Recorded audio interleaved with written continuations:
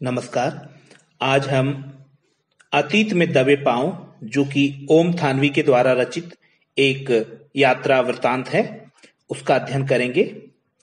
इस पाठ में ओम थानवी स्वयं पाकिस्तान के सिंधुकालीन एक खंडहर मोहनजोदाड़ो को घूमने गए हैं और वहां घूमते हुए उन खंडहरों को देखते हुए उनको ऐसा महसूस होता है कि मानो वो अतीत में दबे पांव अर्थात चुपके से आ पहुंचे हैं। और इन्हीं खंडहरों के विषय में वो बताते हुए कि ये खंडहर जैसे लगता है आज भी यहाँ कोई रहता है। यहाँ के जो भी गलियां हैं आज भी चौड़ी चौड़ी हैं जो कि एक दूसरे को समकोण पर काटती हैं। यहाँ पर 700 से अधिक कुएं प्राप्त हुए हैं। यहाँ पर तालाब मिले हैं। यहाँ के जो घर हैं वो ईंट और लकड़ी से बनाए गए हैं। ये ताम्रकालीन सभ्यता है और यहाँ पर अपनी जरूरत का सभी वो सामान जो कि किसी भी सभ्यता के लिए आवश्यक होता है छोटे छोटे सूक्ष्म रूप में उपलब्ध है। यहाँ का समाज आपसी तालमेल के साथ इन सब कार्यों को करने में अपने आप को समर्थवान बना पाया। और साथ ही साथ हम ये भी देखते हैं कि इस सभ्यता के लोगों ने दुनिया को कृषि करने के विषय में सिखाया, दुनिया को ड्रेनेज सिस्टम के बारे में जानकारी दी। यहाँ पे किसी राजा महाराजा के महल, पिरामिड या फिर बड़ी बड़ी मूर्तियां नहीं मिली हैं। इस सभ्यता को देखकर ये लगता है कि बेशक यहाँ पर चीजें छोटी छोटी हैं लेकिन जरूरत का हर वो सामान है। ये बड़े शांति प्रिय लोग थे। यहाँ पर किसी भी तरीके की सभ्यता में जो कि आज से 5000 वर्ष पुरानी सभ्यता है, किसी भी तरीके के लड़ाई के उपकरण नहीं मिले हैं, सैनिक नहीं मिले हैं जो इस सभ्यता के शांति प्रिय होने का सबूत है। और अगर हम देखें इस पाठ में विश्व के सबसे पुराने और नियोजित शहर मोहनजोदाड़ो तथा हड़प्पा का वर्णन किया है। पाकिस्तान के सिंध प्रांत में मोहनजोदाड़ो और पंजाब प्रांत में हड़प्पा नाम के दो नगरों को पुरातत्वविदों ने खुदाई के दौरान खोज निकाला, जिसमें मोहनजोदाड़ो को खोदने का कार्य 1922 में राखाल दास बनर्जी ने किया था और ये उस समय के surveyor general sir John Marshall के कहने पर किया गया था। मोहनजोदाड़ो ताम्रकाल का सबसे बड़ा शहर है। मोहनजोदाड़ो अर्थात मुर्दों का टीला ये पाकिस्तान में प्रचलित है।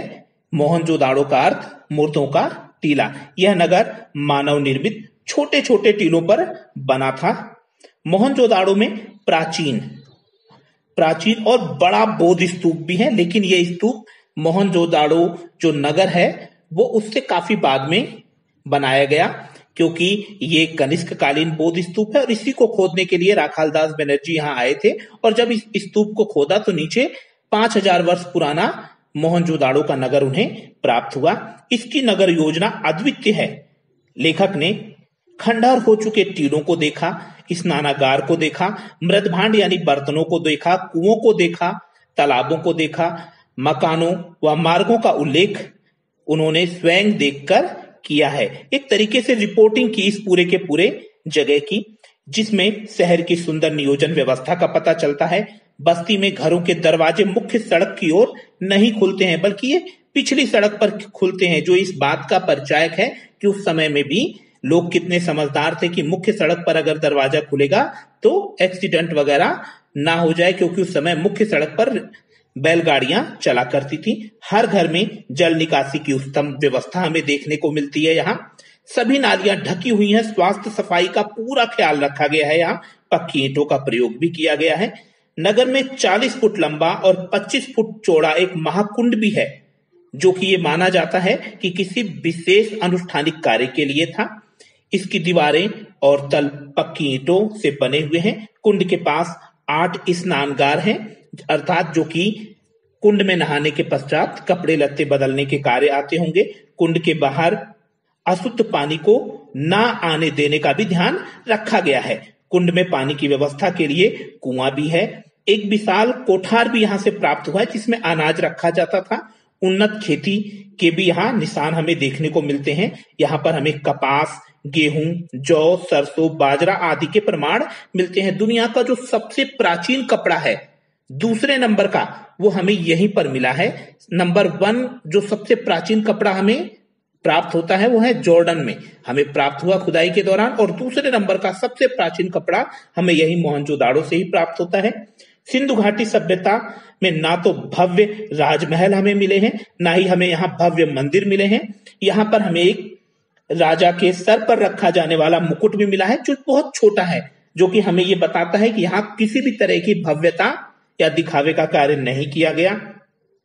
मोहनजोदाड़ो सिंधु घाटी का सबसे बड़ा नगर है, फिर भी इसमें भव्यता व आडंबर का अभाव है, अर्थात किसी भी तरीके का यहाँ दिखावा नहीं किया गया है। जैसे मिस्र में पिरामिड बना के दिखावा किया गया, मेसोपोटामिया में बड़े बड़े महल बनाकर दिखावा किया गया, यहाँ ऐसा कुछ भी नहीं है।